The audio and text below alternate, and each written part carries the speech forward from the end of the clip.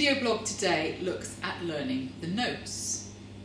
Now, I've looked at notes vaguely in past vlogs. Today we're going to look at them in a little bit more detail. Hopefully in your piano lesson you'll learn a few notes every week, but it will take a little bit of time to assimilate and to really kind of get to grips with them, because as I've said before, learning music is a little bit like learning a foreign language.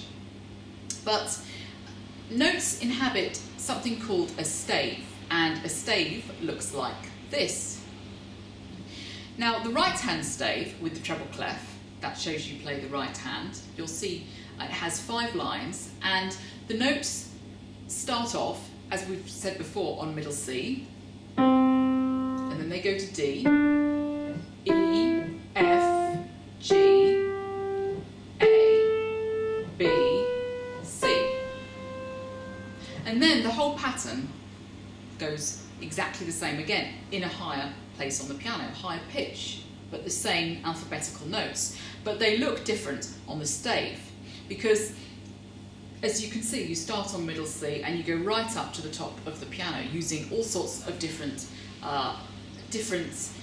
signs that we call ledger lines. But that's something to learn a little bit later on. Now, the left hand, the stave looks like this. It's the left hand with the bass clef. And again, the notes start on middle C and they go down this time.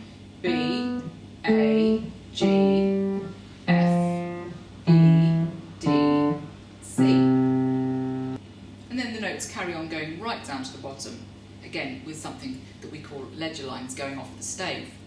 So you can see that music forms a pattern that we call contrary motion, or going outwards.